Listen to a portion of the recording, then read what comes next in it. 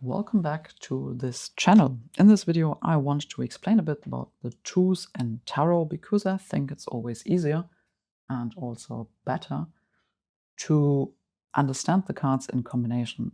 Don't learn every meaning of every card by heart, but find a system that works for you, and here's a system that works for me. So let's have a look at the twos. Before we get started, this is the second prototype, so there are still some horrible mistakes in the print, and it's still in German. The next prototype will be in English. For all the cards, or for all the trump cards, Major Arcana, there is I don't know what I will call them, impulse card, prompt card, key thing with a question on one side and a layout on the other side.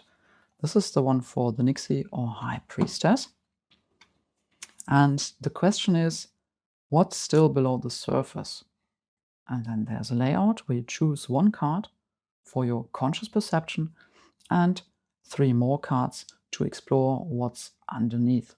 Because to get a good answer, you always have to ask a good question. And this tarot is not about telling you what the future holds. It's about having a conversation with yourself, with your unconscious, probably. Yeah, so let's get started. The tarot, or the creative tarot, comes with a poster where you find keywords to all the cards. I've translated them for you. We'll have a look at that later. Okay, so here are the twos, the major arcanum, and the minors. I think it's best to view them or to understand them in connection. And the way I see it is that every number has its own topic. In the case of the two, that's duality. And the major arcanum shows some archetypical character for this topic, for the duality. I chose to portray the High Priestess as a Nixie, and she, just let me find the Magician. Here he is.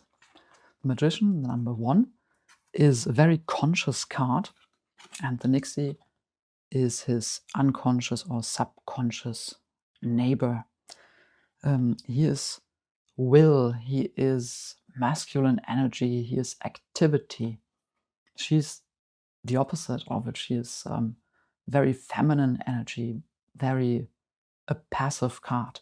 He makes things happen and she lets things happen. And the twos are about duality, not just conscious, unconscious, but all types of duality or opposites there are, like new opportunities arising, or meeting new people, or just having to choose between options. The minors, you probably know that they correspond to the elements.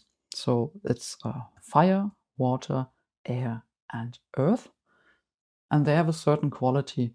You can view them as caricatures of their elements, like the Lion, Tin Man, and Scarecrow in The Wizard of Oz. They live completely in their element.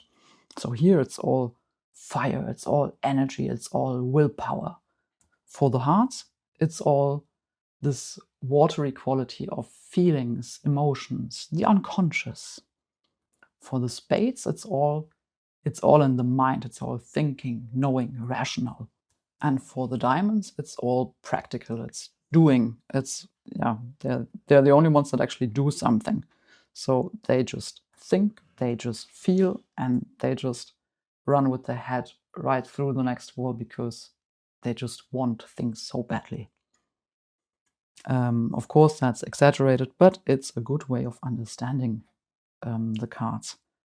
None of the strategies that they use is better or worse, right or wrong. It's just different ways of reacting to a situation. In this case, the duality of the card number 2. I think we all gravitate towards one strategy or the other. I'm a total head person. I will always first try to solve a problem by thinking. and probably thinking alone. So I forget to feel something, I forget to do something, but yeah, I've thought it through, believe me. So which one do you gravitate towards? What's your favorite strategy for solving problems? I think tarot always asks us to use the strategy that's not our natural habitat. In the long run, it's always important to balance these strategies or approaches, because thinking, feeling, doing, and wanting alone just doesn't lead you anywhere. You have to mix them according to the situation. Let me just give you the keywords for the cards, and then we can move on to their meaning and to reading them in a context. So for the Nixie, it's soul, the unconscious, your inner depth, receiving, immersion, and of course, trust. You need a lot of trust if you just let yourself sink into the deep, dark sea like her. Check, she's not diving actively, she's passively just sinking down. At the top, there's only this whale-like fin, Moby Dick, the white whale. But on the bottom, there's darkness.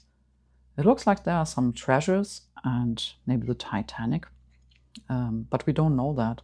So we need to trust if we let ourselves sink deep into the darkness, no matter if it's the darkness outside of us or if it's the darkness inside of us. Very important. The Two of Clubs is called opportunity. It's about possibilities, new perspectives, or two paths forward. And the clubs, when they are faced with a new possibility or a new path forward, they will always see it as a chance to do more, achieve more, get something better. They will always see the best in this second opportunity that arises. The Hearts card, Two of Hearts, is called connection. It's about unifying two things or finding a middle ground. And of course, it's also about love. So they are all emotion, and they will always try to make the best out of it, to connect two things and make something bigger, something better, like a good relationship. Probably. The Spades, Two of Spades, is called doubt, because when they are faced with a new opportunity or with a second possibility, they will always start to doubt what they have. They will start thinking and overthinking, and yeah, they just can't let it rest. The card is about hesitation, worrying, right or wrong, and also incomplete information, because that will always make us doubt. The Two of Diamonds is called balance. As I said, they try to solve a situation by just doing, so they will start juggling it around and trying to, let's just read it out. It's about juggling, it's about striking a balance, it's about creating equilibrium, and it's about centering oneself. So when they have two options, they will start to frantically juggle to make it right, but without thinking and without a heart and without a will. So in that sense, it's really easy. You just need to find the topic of the number, duality in the case of the two, and then apply the qualities of the different elements. And there you go, you have the meaning of the card. So what do these cards mean when they appear in your reading or as a card of the day? The most obvious meaning is already on the cards. It's, this is an opportunity. Wow, connect the two things. Oh, you are doubting. Why is that? And try to find the balance between two things. But I think there's much more to them. Let's start with the Nixie. I guess very often it's about fear of the unknown. And with the Nixie, it's the unknown inside of us. Inside of us is this vast, dark ocean called the unconscious. We just see something on top or realize something on the surface, like that we are, that we are feeling fear, for example. but we have no idea where that fear is coming from because it's somewhere hidden deep inside. So the Nixie is a card where I think it invites you to just become still and explore your own inner depth. I think that's its core meaning. Also, that you are allowed to just go deep, sink deeper inside yourself. If you give up control, what happens then? You can't control the sea and you can't control the white whale. So yeah, just try to give up this control as much as you can and see what happens, see what comes to the surface. The Two of Clubs, I think, reminds us that things are possible and asks us how we could make them happen. And maybe we are very focused in one direction, out of experience probably. But if we change the perspective, if we take off our blinkers, what's the second opportunity? Is there another way forward that we can't see at the moment? There probably is. There always is. But we are so conditioned that we usually just miss it.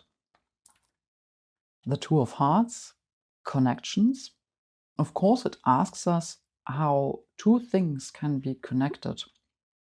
But maybe it's also a reminder that connection sometimes doesn't work, that the middle ground sometimes just is not the solution, it's just boring. Maybe you are sick and tired of compromising. I don't know, that meaning just came to me the other day. The Two of Spades, doubt. I think it's a reminder that doubt is part of the process.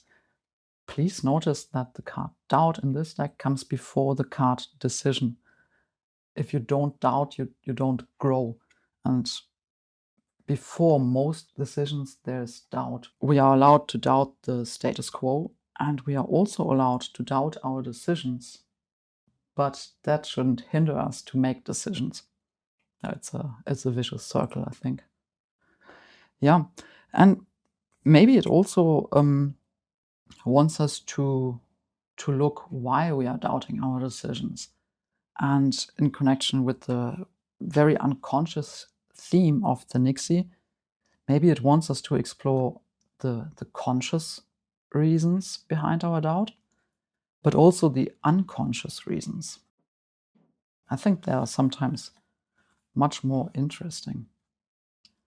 The last card, the Two of Diamonds. We are all juggling so many things like job life, private life, family, whatever. Maybe this card invites us to stop juggling for a moment and actually ask ourselves what balance would look like. What's the state that we want to achieve? And if we just stop juggling to make everything work and balance everything out, what would happen? If we just focus on this one thing instead of all the 1 million options that we have to juggle in life. Yeah, so these are just some impulses. I'm very sure that the cards can tell you much more. Now let's see what these cards mean when they appear in combination in a spread or in a layout. Let's just put these cards in the middle. This is not a proper spread, it's just something to demonstrate what they could mean in a layout. And now we just choose two other cards.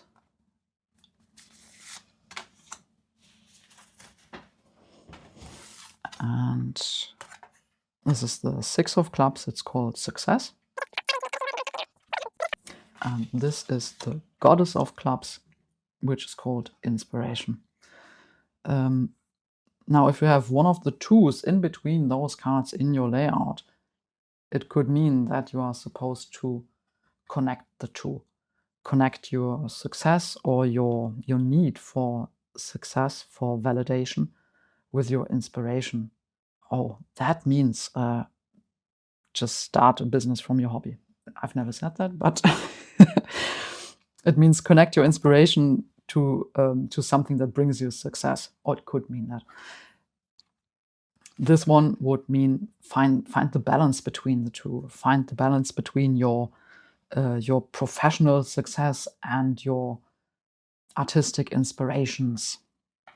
I'm just making things up here.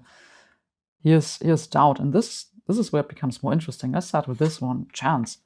Like, there's a chance to make your inspiration a success, or to draw inspiration from your success.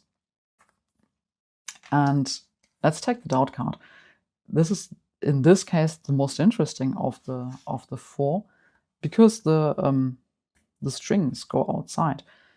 So in a layout, what I actually wanted to say, in a layout, you don't have one image. You connect the cards like a puzzle to form a larger image. If you have another spread, there might be one card here, one card here. You know the drill.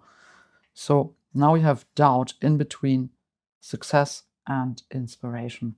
If you read cards in a spread, always check where the characters are looking, where they are going. The right direction is usually stands for the future, for the way forward, and left is backwards, or also the past. So I interpret this card that there's doubt about an old decision that you are tied to, and there's a new opportunity that just came out of nowhere, but maybe you can't see it, or you don't want to see it because you're so tied up in your past or in your old decisions. With this example, we are tied up to our success, which could be our corporate job, which is obvious because it brings in money and pays the rent. But there's a new opportunity arising from our inspiration. Maybe it's the idea to just start your own creative business or something, or read tarot cards on YouTube. So how can we solve this? The reason for the doubt is obvious. And now check what's not there. We have two clubs on either side, and we are trying to solve this with a spade, with a card of the mind. What we don't have in this spread is the diamonds, which stand for actually doing something, and the hearts, which stand for our heart, our emotions, our feelings. So this little example could mean that you will not solve this doubt between your corporate job and your artistic inspiration. You will not solve it with the mind. You have to either do something or just ask your heart. What is your heart tied to? Is it tied to your corporate job, or is it tied to your artistic inspiration? Yes, that's not an answer. That's just a new question. But that's the perfect opportunity for another reading. And we will do this other reading in the next couple of days. And I would like to do the spread or the layout of the Nixie, What's Still Beneath the Surface. And that might just be the perfect opportunity. If you are struggling between your corporate job and your artistic inspiration, and you don't know the way forward, what's still under the surface? That's a question that I would certainly ask myself, but that's for another video. So yeah, now you've seen the twos and the High Priestess of the Creative Tarot, and I'm very curious to find out what you think about the cards, but also what you think about this approach of reading the tarot and how you are reading the tarot, and what your interpretation of these cards is. So please let me know in the comments, and hopefully I'll see you again in the next video when we do the spread of the Nixie and look what's beneath the surface of our doubt between the corporate job and the inspiration. Thank you so much for watching.